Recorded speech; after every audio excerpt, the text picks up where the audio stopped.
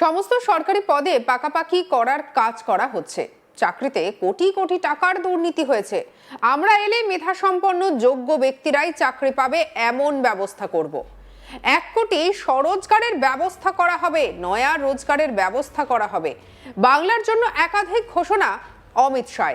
তিনি জানালেন যে বাংলার বিজেপি সরকার এলে সরকারি চাকরিতে অস্থায়ী পদের জায়গায় পার্মানেন্ট চাকরি হবে। সেই সঙ্গে 1 কোটি যুবক যুবতীদের স্বরোজগারের ব্যবস্থাও করা হবে। বাংলার জন্য কল্পতরু বিজেপির ইস্তেহার। শুক্রবার কেন্দ্রীয় স্বরাষ্ট্রমন্ত্রী অমিত শাহ শুক্রবার বিজেপি নির্বাচনী ইস্তেহার প্রকাশ করলেন। ভরসাপত্র শিরোনামের এই ইস্তেহারে বেকার যুবক এবং মহিলাদের জন্য একাধিক প্রতিশ্রুতি দেওয়া হয়েছে। এবার বিজেপি তাদের সংকল্পপত্রের পরিবর্তে ভরসাপত্র নাম রেখেছে। তিনি বলেন, সমস্ত সরকারি পদে পাকাপাকি করার কাজ করা হবে। চাকরিতে কোটি কোটি টাকার দুর্নীতি হয়েছে। আমরা এলে মেধাসম্পন্ন যোগ্য ব্যক্তিরাই চাকরি পাবে এমন ব্যবস্থা করব। যারা দুর্নীতির জন্য চাকরি থেকে বঞ্চিত হয়েছেন তাদের নতুন করে নিয়োগে 5 বছর পর্যন্ত বয়সে ছাড় দেওয়া হবে। ধর্মাচরণের স্বাধীনতা নিশ্চিত করতে আইন বলবৎ করা হবে। সেই সঙ্গে 1 কোটি স্বরোজগারের ব্যবস্থা করা হবে, নয়া रोजगारेर व्यवस्था करा हबे। कि बोलছেন अमित शाह, सुनबो। सभी सरकारी रिक्त पद परमानेंट नौकरी से युक्त कराने का काम करेंगे। इसके साथ साथ हम ये सुनिश्चित करेंगे कि नौकरियों की भर्ती पारदर्शिता से हो।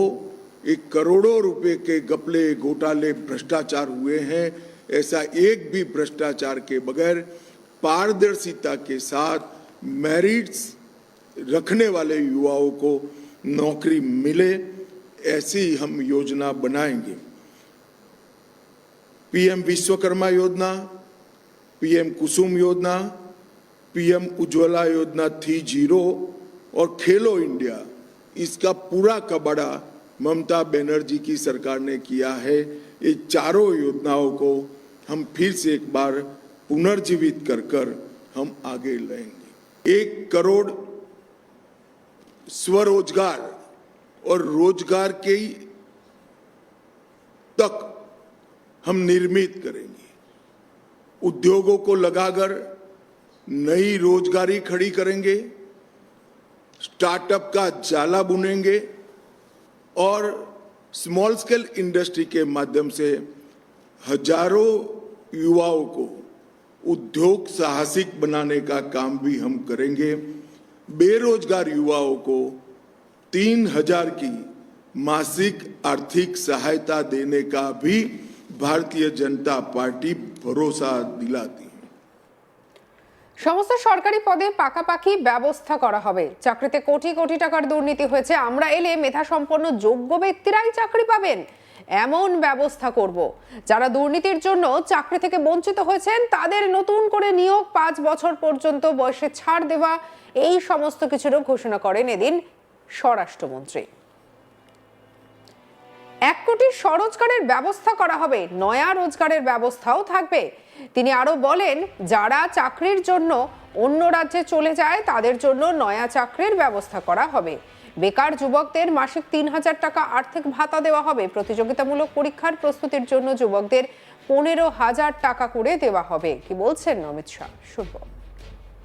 युवाओं के लिए पलायन और ब्रेन ड्रेन रोकने के लिए अगले 5 वर्ष में रोजगारी की अपार संभावनाएं हम सृजित करेंगे और तुरंत जो युवा ग्रेजुएट हुए हैं उनको आगे के प्रयास के लिए 3000 का मासिक भत्ता प्रदान किया जाएगा। प्रतियोगी परीक्षाओं में तैयारी करने के लिए 15,000 की एक मुफ्त वित्तीय सहायता युवाओं को दी जाएगी।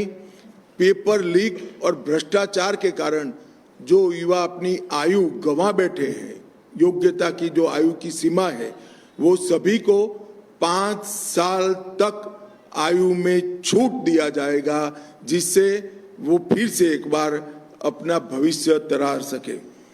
हम सुनिश्चित करेंगे कि 2015 से भर्ती नहीं हुए युवाओं को पर्याप्त मौका मिले। 5 लाख युवाओं में प्रत्येक को उद्यमिता के लिए 10 लाख की वित्तीय सहाय, जो 5 लाख अनुदान के रूप में होगा और 5 लाख ब्याज मुक्त ऋण के रूप में होगा। इसके माध्यम से युवाओं को उद्यमी बनाने का हम प्रयास करेंगे। एक खेल विश्वविद्यालय की स्थापना हम उत्तर बंग के अंदर करेंगे। যারা চাকরির জন্য অন্য রাজ্যে চলে যায় তাদের জন্য নয়া চাকরির ব্যবস্থা করা হবে। বেকার যুবকদের মাসিক 3000 টাকা আর্থিক ভাতা দেওয়া হবে। প্রতিযোগিতামূলক পরীক্ষার প্রস্তুতির জন্য যুবকদের 15,000 টাকা করে দেওয়া হবে। এখানেই শেষ নয়। ডিএ প্রসঙ্গে অমিত শাহ বলেন, সমস্ত সরকারি কর্মচারী এবং পেনশনভোগীদের জন্য 45 দিনের মধ্যে 7ম পে কমিশন চালু করা হবে এবং বকেয়া ডিএ দিয়ে দেওয়া হবে। সেই সঙ্গে প্রত্যেক মহিলার ব্যাংক অ্যাকাউন্টে প্রতি মাসের 1 থেকে 5 তারিখের মধ্যে 3000 টাকা করে দেওয়া হবে। কি বলছেন অমিত শাহ, শুনবো। सभी सरकारी कर्मचारियों व पेंशन भोगियों के लिए डीए सुनिश्चित किया जाएगा और 45 दिन के अंदर ही 7वें वेतन आयोग को लागू कर सभी कर्मचारियों का सम्मान करने का काम नई बनने वाली भारतीय जनता पार्टी की सरकार करेगी। मध्यम वर्ग और लोअर मिडिल क्लास और गरीब,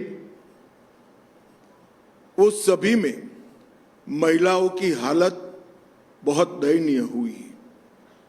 जब तक ये गड्ढा नहीं भरता है तब तक भारतीय जनता पार्टी की सरकार हर महीने 1 से 5 तारीख के अंदर 3000 रुपया हर माता के बैंक अकाउंट में ट्रांसफर करेंगे।